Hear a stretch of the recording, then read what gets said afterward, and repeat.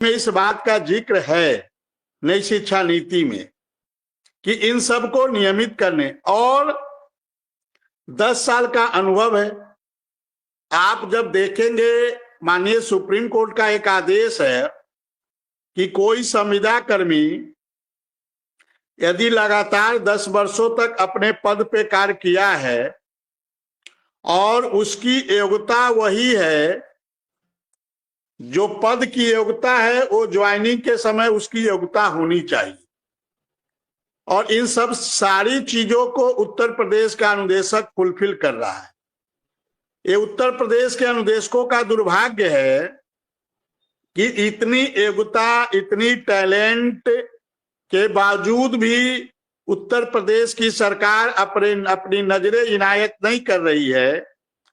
और हमें याद है 7 अगस्त 2024 को जब हम लोग की वार्ता प्रमुख सचिव बेसिक शिक्षा सुंदरम सर से हो रही थी, और हम लोग के साथ आदरणीय R.K. निगम सर थे, आदरणीय शाही सर थे, और हमारे अनुदेशकों में राम सिंह थे, प्राची मिश्रा थी और स्मृति मिश्रा थी, और मैं स्वयं था।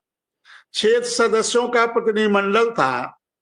और उस बात में 1.5 घंटे की वार्ता हुई थी सुंदरम सर के साथ, और सुंदरम सर इस बात से कन्विंस हो गए थे इसके अनुदेशकों के साथ अन्याय हुआ है और उत्तर प्रदेश के अनुदेशकों को वास्तव में नियमित करना चाहिए और इनको नियमित हो जाना चाहिए।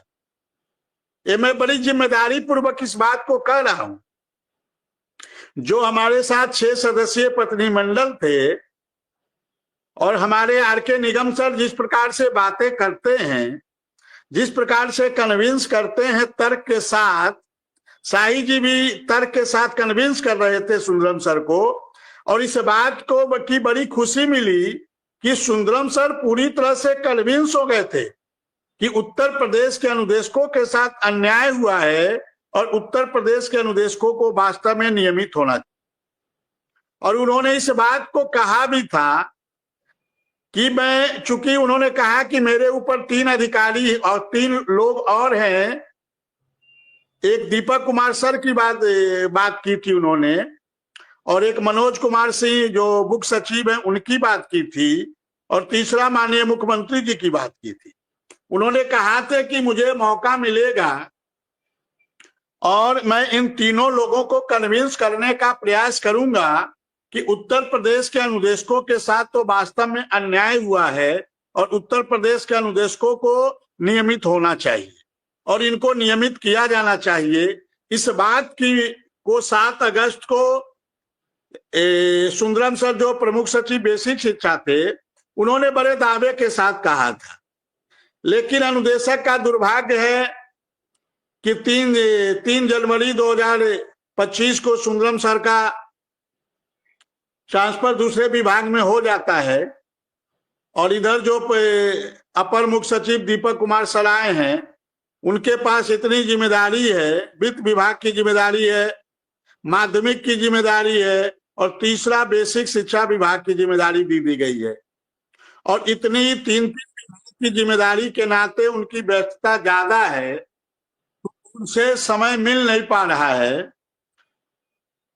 और इन सब चीजों को लेकर लगातार हम लोग प्रयास कर रहे हैं। उत्तर प्रदेश के अनुदेशक के साथ जितना अन्याय हुआ है उतना इस धरती पर किसी के साथ अन्याय नहीं हुआ है। आप देखेंगे हर तरह से उत्तर प्रदेश के अनुदेशकों के साथ छलावा किया गया है। उत्तर प्रदेश के अनुदेशकों के साथ के भविष्य के साथ खिलवाड़ किया है। उत्तर प्रदेश के अनुदेशकों के साथ जितनी ज्यादती की गई है, उत्तर प्रदेश के अनुदेशकों का जितना शोषण किया गया है, और इस शोषण की पराकाष्ठा को पार कर दिया गया है।